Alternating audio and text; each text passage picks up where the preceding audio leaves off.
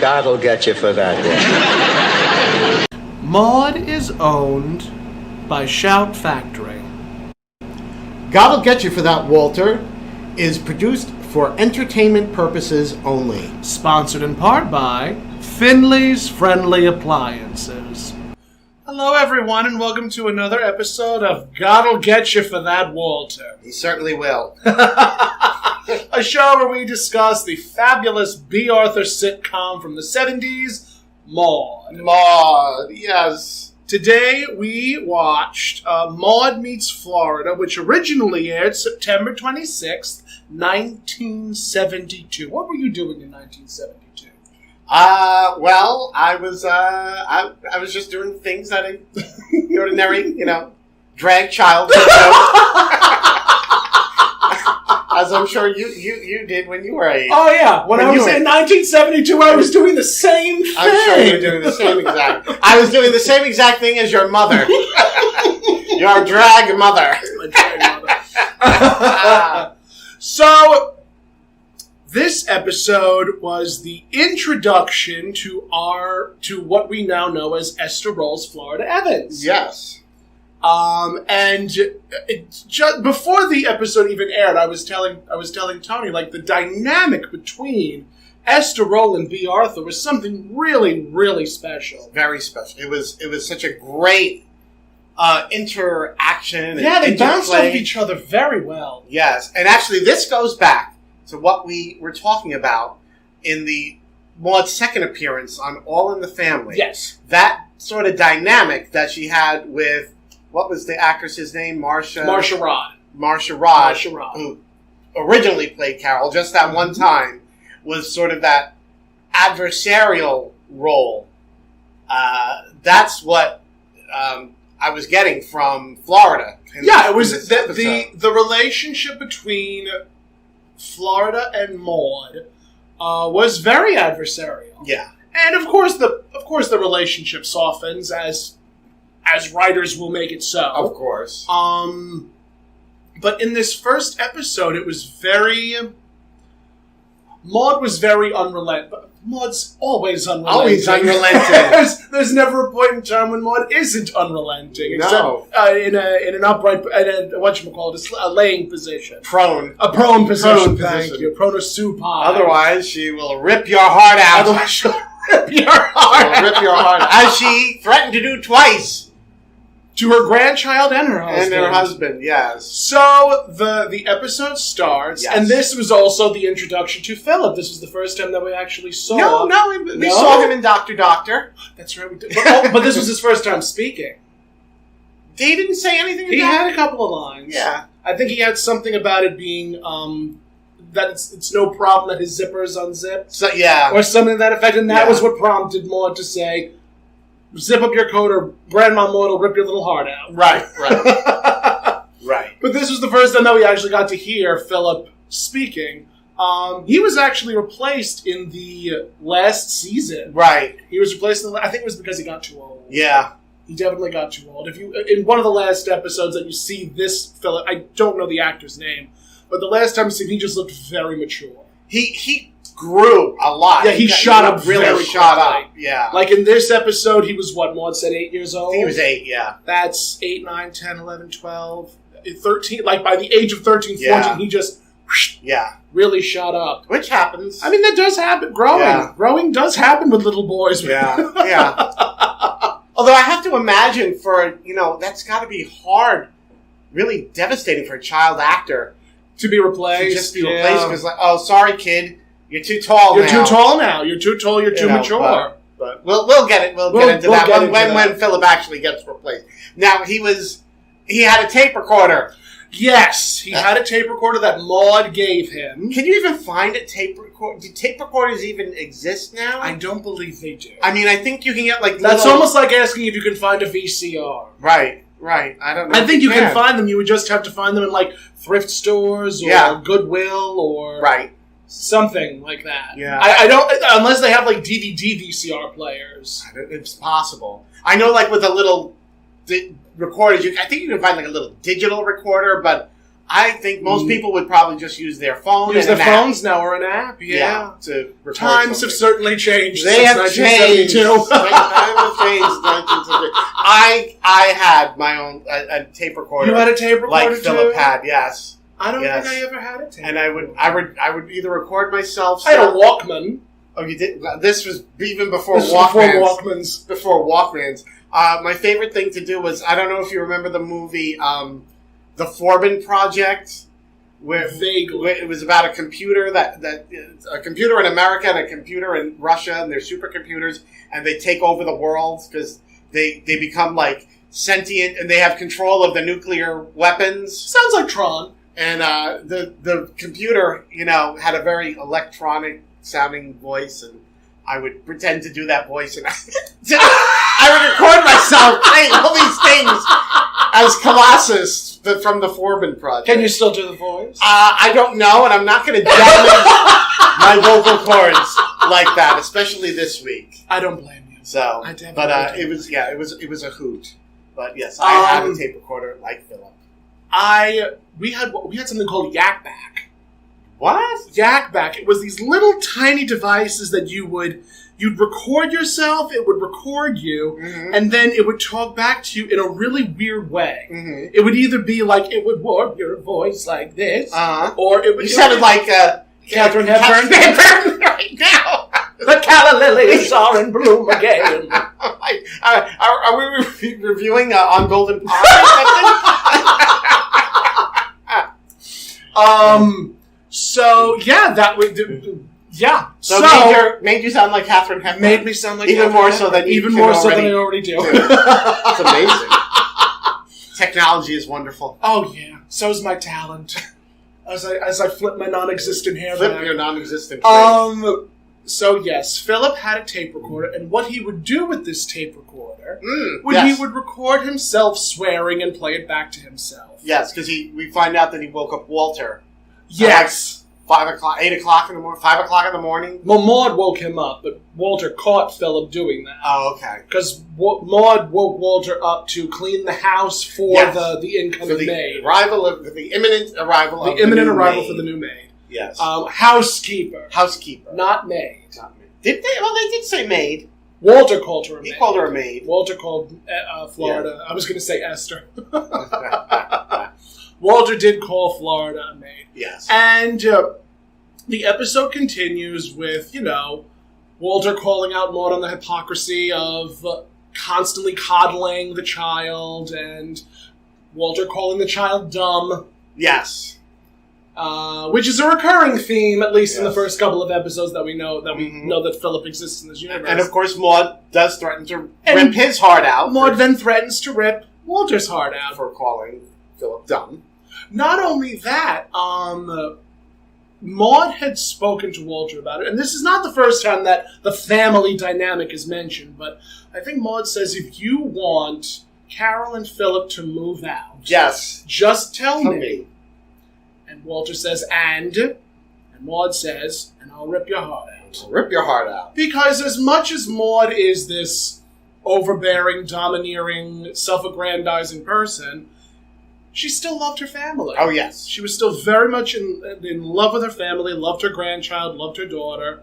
Love Walter was definitely brought into question a number of times in the series. I have to say, I think with this episode, the main characters, they really started to gel. Yes. They definitely started to feel more comfortable with each other. Yeah. Because in the first couple of episodes, it was very like, Maude versus this person, Maude versus that person, Maude versus this one.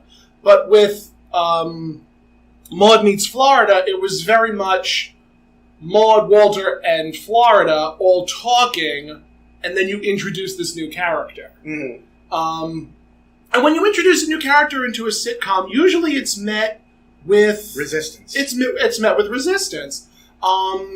I bring up Golden Girls, actually, because we were supposed to get Coco. Right. Coco was supposed to be the main character. It was supposed to be the three girls and Coco. Uh-huh. But people gravitated so heavily towards Sophia that they... I mean, it's so obvious.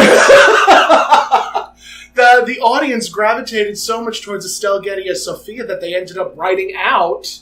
I can't even say they wrote him out. They just basically he just disappeared. He just disappeared. He was in for one episode, and then that was the end of it. And that was the end of it. He was gone. So it's always interesting to see how a new character gets introduced and then is subsequently brought into the story. And the episode continues with Florida being introduced. Now, even now they did discuss how she's gone through a number of specifically black maids, housekeepers, black housekeepers, and Maude's liberal senses are definitely called out a number of times, specifically when the subject of race is brought up. Even Carol said, you hear, if a black man says hello to you, you say, I'm sorry. I'm sorry, yes. And, white guilt it's a real thing. White guilt is very much a real thing.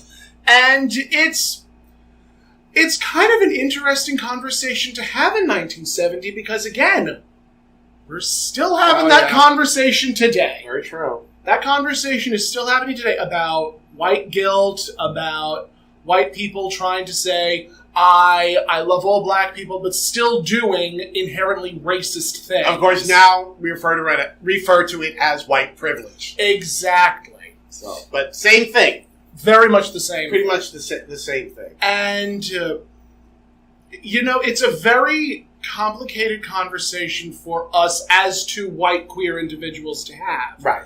Because we don't know what the experience is. We don't know what the black experience is. And never will. And we never will. And we do not assume to know what that's like. We do not. So we can only speak on the white queer experience. Yes. Now with that, we're going to talk about the white female experience because sometimes we are white females. True. Very true. Very true. See, now the thing with Maude was her heart was in the right place, but she took it to such an extreme, like she couldn't. There was even a moment when Walter said, "You do too much. You always do too much." Yeah, she spoiled. He said he was spoiling them. Yup. Yeah. That Maude spoils not only Philip but also maids. Yes. Now, the reason we bring that up is because Florida gets hired. Now, even when Florida is introduced, Mrs. Evans, she did not come to play. No. She came to work. She came to do her job. She came to do a job. And Maude, bless her loving heart, was just, in this house, we know that there's acceptance and there's love and there's this and there's that. And Florida's just like, yes, and? Yeah.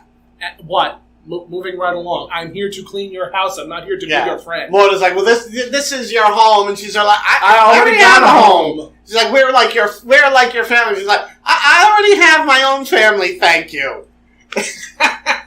So it's just that continued, liberal mindset where it's like, I need to do right by everybody. I need to do right by black people because they're always so oppressed. And, Maude, bless her loving heart, still did some very stupid things. Yeah. Like, she would not let Florida do her job. Right. So Florida's introduced, Florida comes in, and Maude initially says, oh, you were named after the state. And it was another one of those moments where, open mouth, insert foot. Yes. Which happens so very frequently in sitcoms. And Florida calls her out and says, no, I was named after an aunt. Mm-hmm. And the aunt was named after another aunt or another relative. Or something, yeah. And then that relative was named after an orange. An orange, not the state. Was she being serious, or was Florida? Oh, I think that was a story. It was. I think that was a story. She was just like, I'm just gonna tell this white lady the most ridiculous thing. Just to see if she'll buy it. To see if she'll buy it. Yeah. And Maude was eating it up. Yes, ate it up. She was eating up the story that Florida was telling her. Just saying, Maude was saying, the things that come out of your culture are so juicy and so rich. Because she said that the relative was born in the orange grove. So they couldn't decide whether they were going to name her Florida or Sunkissed. It only goes to show how brilliant the writers were on this show. Yes. Because they wrote believable characters. Mm-hmm. They wrote Flora to be a believable, independent woman who was working to support her family. Right. And they wrote Maude to be this open-mouth, insert-foot liberal. Right. Which, again, happens so frequently, not only during the 70s, but today. Mm-hmm. Mm-hmm. So again, put Maude on a streaming service already. The people demand it. Yes, we demand. We demand that the people demand. So the episode continues with. And can we point out that both Maude and Carol, they wore that beautiful 70s orange into Toni hates that color. I don't hate orange. You don't hate it? Oh no! You talk about it all the time like it's this awful color. Well, it's just that it's you don't So see it a lot. You don't you see it. You definitely don't see a lot of it. I tell you, when I used to work at Joann's, we would hardly ever get orange fabric in. We would get reds, we would get dark purples, we would get greens sometimes, we would get blues. Never orange. Yeah. Very difficult to find orange colors these days. It's not like a super popular color. Oh. But I remember distinctively from the 70s, because our house was decorated in all three, was that orange, the avocado, and the harvest gold. Those are like the trinity of 70s color palettes. Those three colors. So whenever I see them, I'm just like, oh, not the velvet wallpaper. You didn't have velvet wallpaper? No, but I had relatives who had velvet wallpaper. And I used to, when we would go to their houses, I was enthralled. I had to put my hand on the wallpaper. I had to trace it, and I was like, you were in your glory. I was. I was like, velvet wallpaper. Oh. In terms of the 70s, Maude is definitely one of those shows that you watch and you're like, oh my god, these fashions, the hair, the clothing. I think it was, I'm trying to think of other shows that had a quote-unquote fashion to it. Mary Tyler Moore didn't have very many moments like that because she always wore sweaters and pants. Yeah. I don't think I ever once saw Mary Tyler Moore in anything that was anything like Maude would wear. No. Well, Mary Tyler Moore, she was a career woman, so she was always dressed very smart. Yes, in business suits and pantsuits and all that fun stuff. Whereas Maude, it was dresses over pantsuits. Yeah. She would wear very masculine clothing, but in a feminine way. Right. And I'm trying to. I really am just trying to think of other shows during the 70s that had so much. I don't want to use the term impact because that gets thrown around a lot, but. Seeing someone like Maude during the 70s was probably very jarring because people were just so used to one specific type of fashion for women. And then you have Maude, who's doing this Katharine Hepburn thing where she's wearing pants and long vests and just wearing these outfits that you would not traditionally see women wearing. Even All in the Family, which Maude sprung from, Edith was always in a always in a dress, or a house in dress. an apron, or a house dress or something. She was never very she was never overly fashionable. No. And, Gloria and Carol were very much of their time. Mm-hmm. Yeah. And, honestly, I think Carol was a very fashionably dressed character throughout the entirety of the series. Yeah. Whether it was in suits or dresses or, things that showed off her breasts. Yes. And because the shirt she was wearing in the first scene, the buttons, I don't know how they were holding on for dear life. I don't know how they didn't pop open. I mean, they were holding on for dear life. Was so tight, but, I guess somebody behind the scenes must have been thinking, well, in some... Well, they took complete and total advantage of the fact that Adrienne Barbeau was a well-developed 20-something-year-old girl. Yes. And, one of the reasons why you always see, and Adrienne has stated this, one of the reasons why a lot of the time she would enter from the stairs is because she would walk and her breasts would bounce. And it's one of those things where I'm like, what where are we? How far have we really come? Not very far. Not far enough, apparently. Not very far. So, the episode continues. Mm-hmm. Walter and Carol are very taken with Florida's presentation and how she comes on. Right. And Maude just continues to open mouth insert foot. Yeah. She's so frightened. She's scared to death to be here. And it's like... No. Totally misread her, because it was like... Totally she was misread not her. frightened at all. She owned the space that she was in. Mm-hmm. Florida always owned the space she was in, even in good times. Esther Roll played the character very much like, this is my space, you are within my space, and I am supposed to be here. Mm-hmm. And, that's one of the reasons why I love the character so much. Yeah. So the episode continues. Yes. And where are we? Where did we leave off? Well, at this point, Maude is going over her hours and saying that the agency told me you're available Monday, Wednesday, Friday, and the pay is fine, and Florida mentioned something about there being a trial period. Yes, Florida puts Maude on trial. Yes.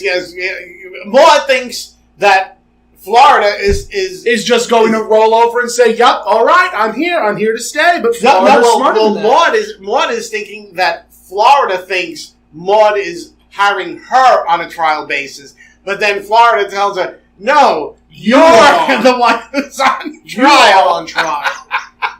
Because Florida's going to see if she likes working for Maude. And I mean, that only goes to prove that Florida knows her business. Yeah. Florida was written to be a very intelligent, astute woman. Yes. Who was very proud of herself and very proud of who she is and where she's come from. Mm-hmm. And, Maude was written to sort of, Maude was written in this episode to sort of call those things into question. Mm-hmm. And, as the episode continues, Florida basically says, I am here to do a job. Right. You need to respect that I am here to do a job. Right. If you can't do that, I will leave and get a job someplace else because I know my worth. I know I'll get a job someplace else. Yes. So that, that just speaks to how well acted and well performed that actress. I just love Esther Roll. Well, now even before that, when they start the new day, yes, that where Florida's been there, Florida and Maude are out. Yes. Walter comes in and he sees that the gin is empty. Now, Maude and alcohol and booze and everything. During the 70s, alcohol was definitely brought up a lot. Yeah. I use Maude exclusively because Walter becomes a reformed alcoholic. Mm-hmm. And I think this was the next day. Yeah, or it was the next. I think it was the next day or the next scene. Yeah, where Walter comes home and he's had a long day at work and he wants a drink. The gin is gone. And Maude and Florida are nowhere to be found. Right. Which means that Maude probably said, "Come on, Florida, let's go grocery shopping, but first let's have a couple of martinis." And they did. But Walter doesn't know that. But Walter does not know that yet. And he's suspicious that Florida polished off all the gin, and that's why there's no gin. And Carol called him out on that. Yes. Saying that that's a very racist thing to say. It's not. It has. And then Walter comes back saying it has nothing to do with race. It has to do with maids. They drink. Yeah. So, in a fit of rage, Walter ends up saying, I'm going to go to Arthur's, where his maid drinks tequila. Right. And that maid drinks tequila, so there'll be gin. Exactly. So we'll go to get the gin from Arthur. Just, you often wonder how people in white suburbia during the 70s had a fully stocked bar. Yeah. Did they? That was very, in at that time. I mean, the having home bars. Yeah, you had your home bar. I mean, there were a lot of instances of, women that were like home, and they were becoming like secret like closet alcoholics. Think of feminine fulfillment. Yeah, think about the Simon and Garfunkel song, Mrs. Robinson, where talking about the pills. That there was a lot, there was a lot of that women that were staying at home and dissatisfied, and so they would turn to alcohol and booze and pills and things like that. And well, that's also brought up a lot too in Maude. Mm-hmm. Pill popping. Yeah. Because they have Arthur, who's a friend, right? And it's mentioned in several episodes just that they will take pills just constantly for being more astute, sleeping, painkillers, just all of these pills that were like prescribed by doctors. True story about pills. Oh, I want to hear not this. me, not mine, but happened to my husband. In the I guess probably early 70s. He had a bit of a weight problem, and somebody he knew, I think that he worked with, was able lost a lot of weight quickly, and it was like, oh, how are you able to do that? And they said, oh, go see this doctor of mine. He's a diet doctor, and he gave me these great pills. So Frank, said, oh, let me try it. So he went to this doctor, and the doctor was actually prescribing amphetamines. Yeah, but nobody, But no one really was. They didn't really know, And back then, it was sort of like people didn't question things as much. So a doctor says, "Oh yeah, I can help you lose weight. I'm going to give you these pills." And you figure, "Oh well, if the doctor's giving me these pills, it's got to be fine. It's got to be safe." And he actually told me this story. Like he was taking the pills, and he called his friend to let him know that he was getting ready, and he was going to come and pick him up, and they were going to go to the bar. And he ended up he was like nonstop talking. He ended up like a call to tell him that he was coming over to pick him up. A 2-minute call. He was on the phone with him for like 2 hours, just nonstop talking. Oh and then he eventually realized that it was the pills. They were speed, and that's what'll make you lose weight. Yeah, but he had no idea that what the doctor was giving him was speed, amphetamines. He just thought the doctor was follow the science, kids. Follow the science. Yeah, So, but back then that was very common. Yeah. You just and a lot of women back then. They'd go to the, probably suffering... Diet pills. Diet pills, but also probably suffering from depression and things like that. Probably instead of, a doctor telling them to go to, therapy or counseling, would just be like, oh, I'm just going to prescribe you these pills. And, and... Mood stabilizers or... Yeah, or just, Valiums, things like that. That was very, very big. And, for a lot of women back then, probably men too, pop a Valium, take it with, down it with a martini. And then pass out for the rest of the night. Yeah, so. Wow. Yeah. But, back then in the 70s, that was very... We've come such a long way since then. Have we? No. I don't think we have. Absolutely not. We know a lot more, or we think we know a lot more. We think we know a lot more. But in some respects, we don't really know a lot more. No. Just follow the science, kids. Yes. Do your own research when it comes to pills and alcohol. I mean, that was the thing to do. A lot of, even in, I'm trying to think, there was actually another episode of Maude where she took 2 Milltown, and then she took another pill on top of that and washed another pill down with a martini. She was gone by the end of the night. Right. And it's like, you heard it here first, Yeah. friends. That was exactly how it was in the 70s. That's how it was. And that's not even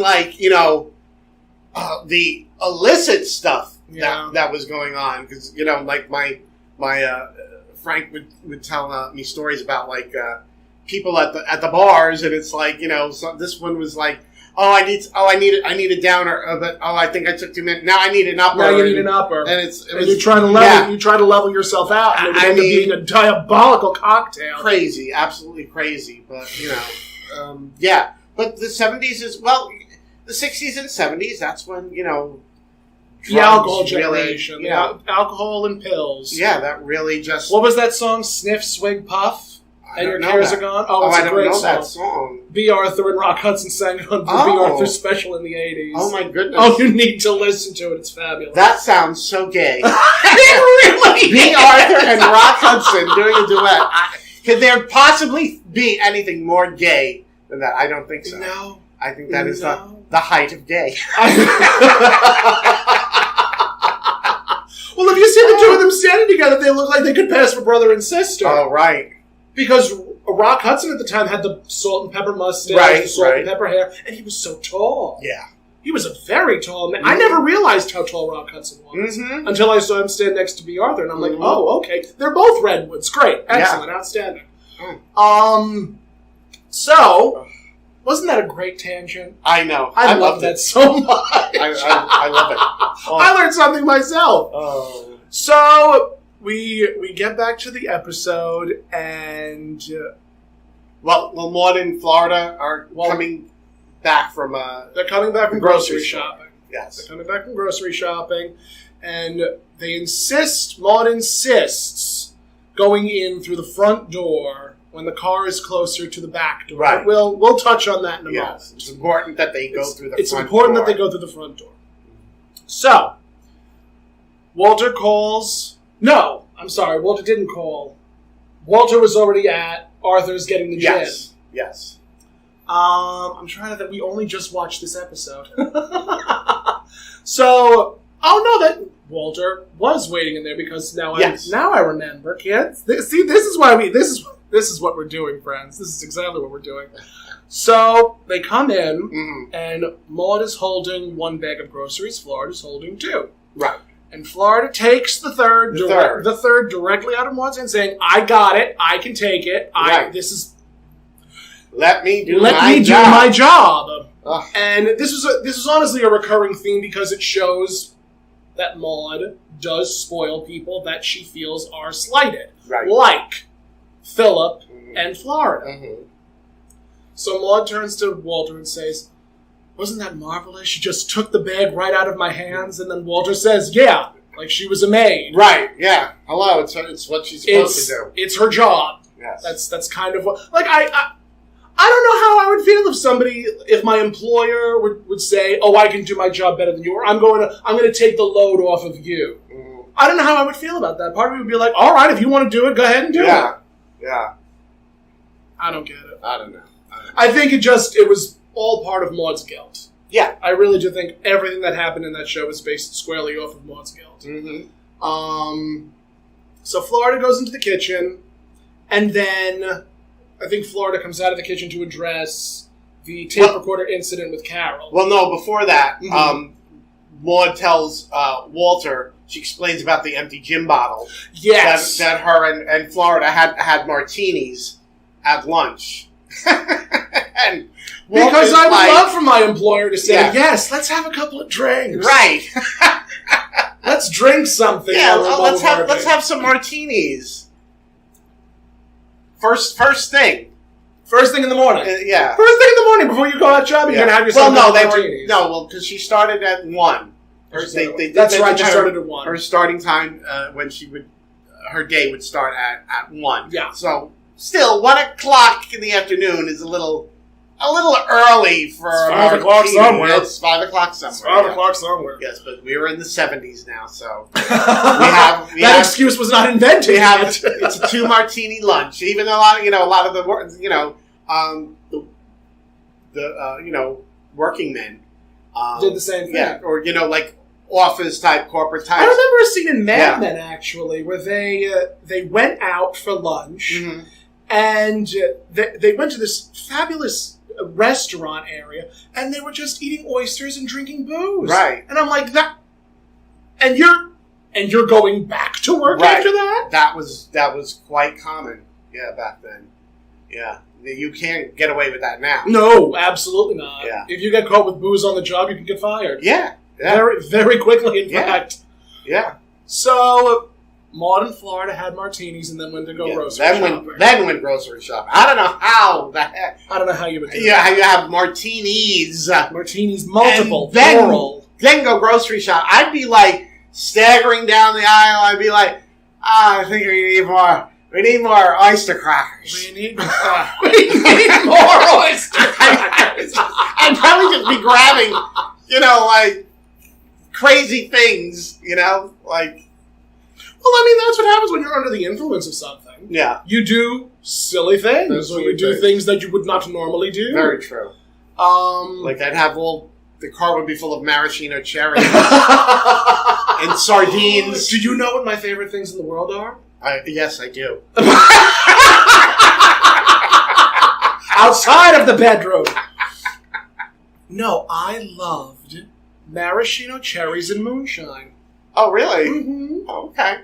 My friend bought one day this jar of maraschino cherries and moonshine, and I was polishing them off. Man, they were so good. They were so good. I got so blitzed that night. Sniff, swig, puff, and your cares are gone. There you go. There you go. So the episode continues. Walter leaves. Walter leaves to go get gin from Arthur. And then Florida tells Carol about the tape recorder. Right. Because Walter's principal wants to meet with Carol. Philip's principal, I'm sorry. Wants to meet with Carol. Philip's principal wants to meet with Carol about the tape recorder. The tape recorder. Saying the tape recorder should be impounded. For obscenity. Because Philip was swearing into it and obviously shouting playing it back into the tape recorder, yes. And playing it back for his classmates to hear. Right. As a child would child would want to do, yes. Being a class clown. Yeah. That just seems the norm. I wouldn't know anything about that. Really? You were the class clown? No. Or you were the class clown? No. Was I? No, I wasn't the class clown. I wasn't. I was the wallflower. No. I was a wallflower. Yeah, I was pretty quiet. I didn't want to now look at us. I know. I didn't want to get beaten up. I didn't want to get beaten up. No, I get that. Oh, I completely and totally get that. So, I was very aloof when I was in grade school and junior high and high school. It wasn't until the end of high school that I really sort of blossomed. If I can call it that. Okay, Mayim Bialik. Aww. Oh, that's another 80s show, isn't it? Yes. I like that show. I like Mayim Bialik. I do too. She's brilliant. Yeah, she is. She's brilliant. Science is like a doctor. Neurology. Neurophysicist? Neuroscience? Neuro. But she definitely has a doctorate and she's very intelligent. Very astute, very intelligent, very learned person. And directing a movie. Yes. Right now. I don't know what it's about, but she's directing a film. I love when actors do more than just act. Mm-hmm. I love multifaceted people. Mm-hmm. Like myself. Same. We're not narcissists. No. We are the most modest people we know. We are modest and humble to a fault. And we say that in all modesty. How modest we are. How modest we are. We don't know anyone more modest than us. Nope. Not in the slightest. No. Not I, said the cat. Oh. So, the episode continues. So, Maude is mad that Florida is just, telling Carol. Yeah, well, not that she's telling Carol. She's Maude that she didn't tell. Maude is mad that Florida did not tell Maude about this incident. About the incident earlier. At school. Yes. Because the two of them were out of the house and they were at the grocery store. But the message, as Florida states, was for Carol. So, as an employee, if you get a message for a specific person, you tell that specific person. That person. And Carol was, Philip's mother. Yeah. She's the one that should, And Carol was also pretty upset that Maude gave Philip the tape recorder in the first place. Yes. Yep. So again, it's just Maude spoils the child. Maude spoils everyone. She spoils everyone. Except Carol and Walter. So, moving gaily forward, the episode does continue. And where does that bring us to? Well, I think that's when Maude and Florida really have their confrontation in the kitchen. Isn't it? Yes, I think like right after. That's right, because Maude says it's been a week and Florida has not said a word about quitting. So subsequently, after the scene where Carol goes to, I think she goes upstairs to talk to Philip. Mm-hmm. Florida comes outside of the kitchen and says, I have an announcement. The week is up and I'm out. And Maude says, you can't quit. To which Florida quips, who are you, the mafia? Right. I just thought that was wonderful. And then the two of them have their big argument. Yes. Where Maude basically says, how dare you? She accuses Florida of being a bigot. Yes. I remember the first time I watched it, I'm like, Maude, are you serious right now? Because Maude wants to treat Florida like an equal. Mm-hmm. And Florida just wants to do her job. Right. And Maude has these sense and sensibilities where it's like, it needs to be this way so as not to offend a black person. Right. And, the road to hell is paved with good intentions. Maude also feels like she's trying to liberate Florida and help her find a new sense of self. Yeah, see that she can be a proud, strong black woman, the equal to, anybody else. And it's like, Florida, equal to a strong white woman. Right. And it's like, Florida's like, basically like, I'm already a strong black woman. Yeah. And how, sometimes I wish that they had written Florida to be a little bit angrier, but I think the way that they wrote her, where it was a little bit more subtle and taken aback by being called not only a bigot, but being told that you're not proud of who you are. Right. Especially by an average middle class white woman. Yeah. So it's a very powerful scene where you have these two very strong-minded, strong-willed women having a discussion that is still happening today. Yeah. It's a recurring theme with this show. Yeah. I've made my case about that a number of times. I think so.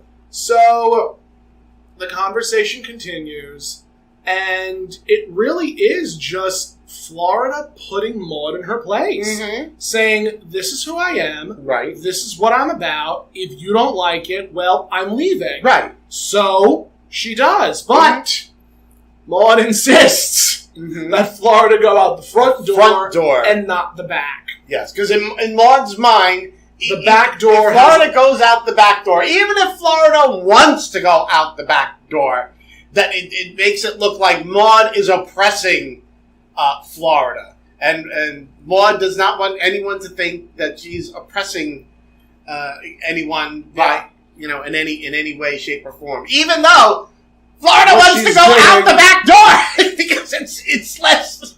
She doesn't want to oppress, but in trying to not be oppressive, she is what? Being oppressive. Yes. So it's just I cannot say enough how good the writing is on this show. Yes. Because it handles these issues with a lot of grace and compassion, and it calls out the hypocrisy of being a liberal-minded individual, as it does a conservative individual, as it does a black individual, a white individual, a gay individual. We'll get on the gay stuff when that episode comes up. Can't wait for that. But it does happen. And, one of the reasons why I love the show so much is because it doesn't shy away from those issues. Right. It doesn't shy away from talking about these issues because they happen. They were happening predominantly in these, white suburban households where they would have black maids or Hispanic maids. I never had a maid. I never had one. So we don't know what that's like. We don't know what that's like. We were lower middle class. You know, you have your lower middle class, middle class, upper middle class. Yes, you know. And now they're trying to get rid of it. Yeah. Yes. But that's a conversation for another podcast. For another episode. Oh, my word. So, Florida goes out through the kitchen, through the front door, and is stopped by Carol. Yes.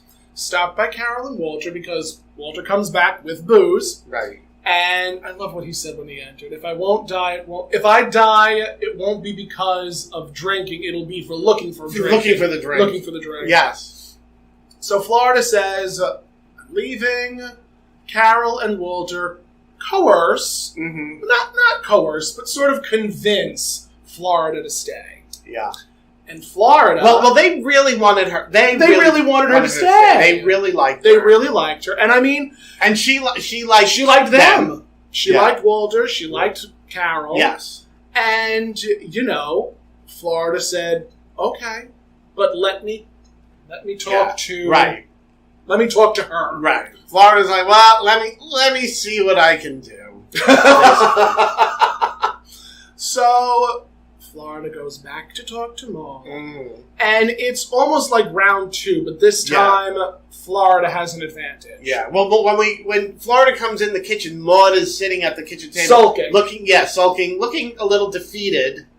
You know, because she thought she was going to be the white savior. Yes. She was very much of that mindset.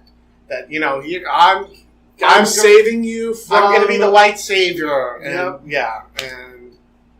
It's really unfortunate that there are a lot of people that feel that way. Mm-hmm. Where it's like, I have black friends, therefore I'm an authority on what goes on in black lives. And it's like, no, that's not how this works. Yes. And, you know, this is a theme that is brought up a lot in Maude. Mm-hmm. Because Maude is, again, a liberal person. She tries to, you know... She tries to fight for the rights of people, but she does it in a very overdramatic and concerning present day wrong way. Mm-hmm. And again, like I mentioned earlier, the road to hell is paved with good intentions, and that pretty much describes Maude when it comes to the rights of people other than herself. True. You know, this actually makes me think. You know the movie The Help? Yes. Now, I had a discussion about this with a friend of mine when we first watched it. And, you know, we were saying, you know, this really isn't a movie about these black women who were working as maids. They were part of the story. But really, the story was about this white woman who was, you know, coming in like the white savior to, like, write this book, you know, about what, you know, the maids, the help, what they were going through, you know, to, you know, better herself. You know, and I was it's upsetting that is the conversation that we've had. And then I look at other movies like, Hidden Numbers. Yes. Where you look at the relationship between black, intelligent, strong black women. Yes. With fighting against an oppressive white male society. Yes, yes. And, you know, again, I am an expert on this. I do not claim to be an expert on this. But from what I've seen, you know, people will continue to have their opinions, right or wrong. Mm-hmm. And, you know, when it comes to addressing these things in terms of the show Maude, it does tend to get brought up a lot, especially as the episodes continue to introduce Florida in a more cyclical way. Mm-hmm. And I think that's the right term. I want to use cyclical. Works for me. The reason I say that is because the more Florida gets written into things, the more issues become surrounded, the more issues are introduced that surround her story and surround who Florida is. Right. Her relationship with her husband, her relationship with her kids, her relationship with other black individuals that are introduced into Maude. And, you know, there's always going to be that conversation of, you know, being a white savior and being Maude trying to be this sort of white knight for someone who's already capable of taking care of themselves. Right. She didn't need a white savior. No one needs a white savior. No one needs a white savior. No one needs a white savior. No. So, moving forward and right along, Maude says, fine, if you want to be treated like a maid, I will treat you like a maid. You can work your butt off. Right. And you'll get here 1 o'clock, and then, again, Maude opens mouth, inserts foot, saying, you start upstairs. With the bedrooms and with the bedrooms and the bathrooms, and then work your way downstairs. Right. Or Florida says start upstairs. Maude says start downstairs. Something like that. Something to that effect. It was conflicting. Yeah, it was a conflict. A conflict. And Florida basically puts Maude in her place, saying, "This is what I do. Right. You either accept what I'm doing and leave me alone. Let me do what I do good, and I'll let you do what you do good." I think that was the line. Maude was like, "Well, it's my house," and Florida is like, "But I'm responsible for keeping it cleaning clean. the house." So Maude relented. Begrudgingly, but she relented. Yes. But, I do love those types of conversations because it shows a human quality to the conversations.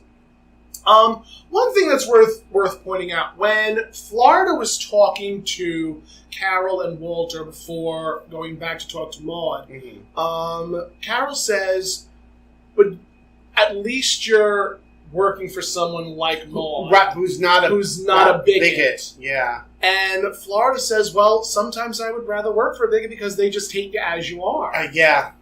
And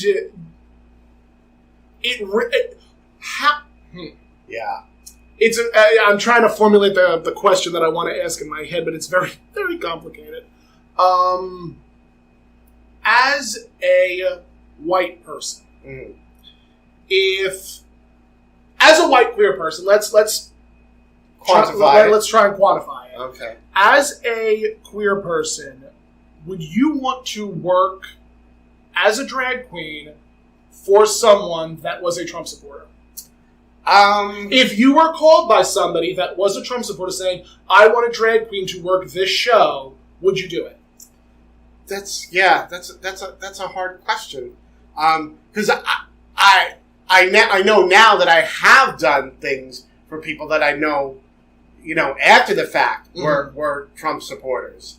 And I don't think that quantifies it exactly, but it's sort of within the ballpark. Yeah, so I'm like, it's a tough, hard question.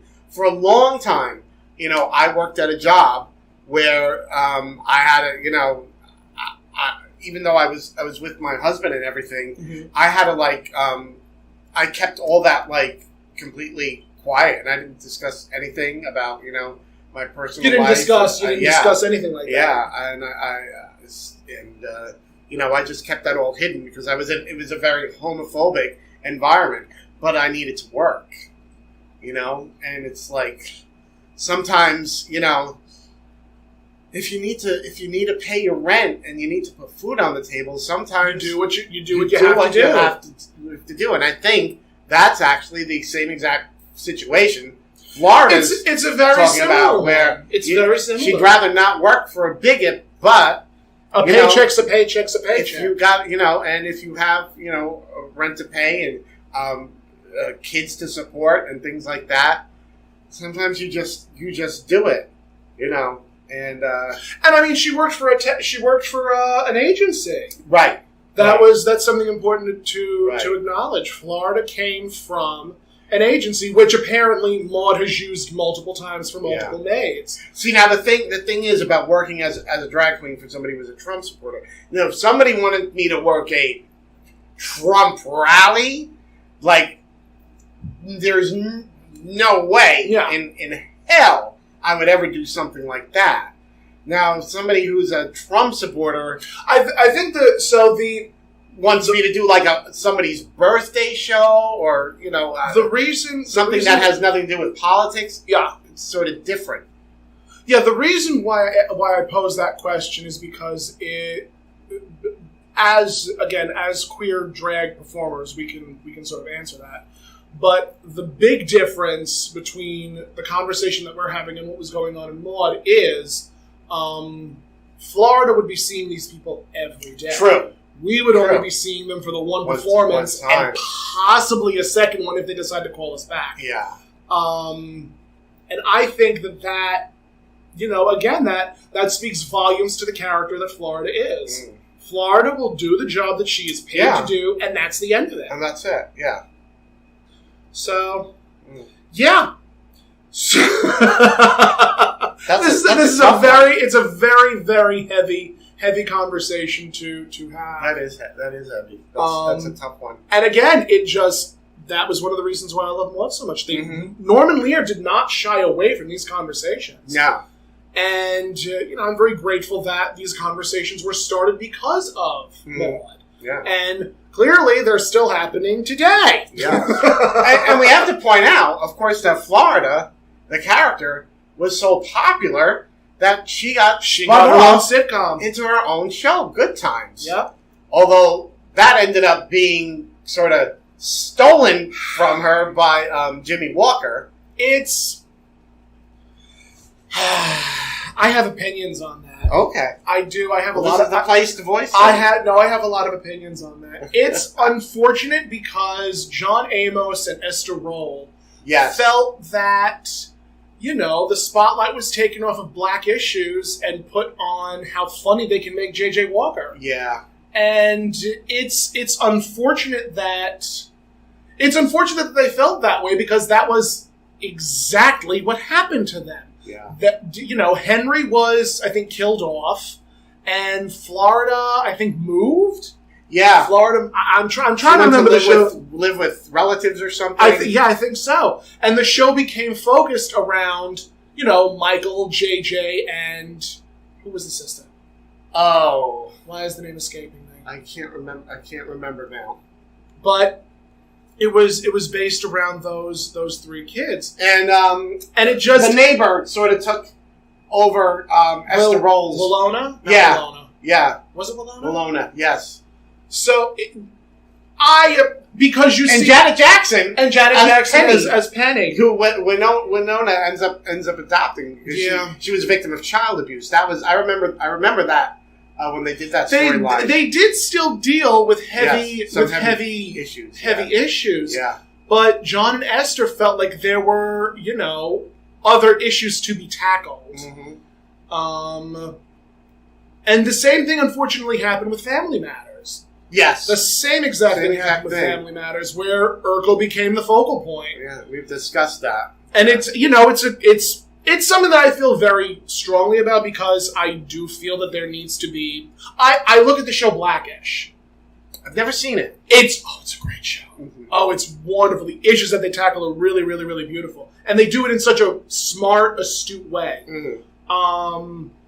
But so far there has been no young kid taking away the spotlight from the overarching family dynamic, which I'm very thankful for. Mm-hmm. And I'm hopeful, I don't know if Blackish has been canceled, but I'm hopeful that does not happen to this show.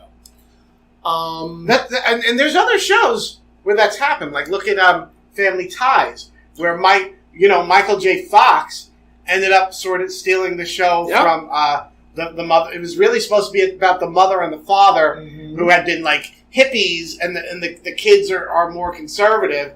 And, everybody thought, it was going to be everybody was going to really be into the parents as these sort of they came from free love and all that. Yeah. And it was no, everybody the character of Alex Keaton became super popular. Yeah.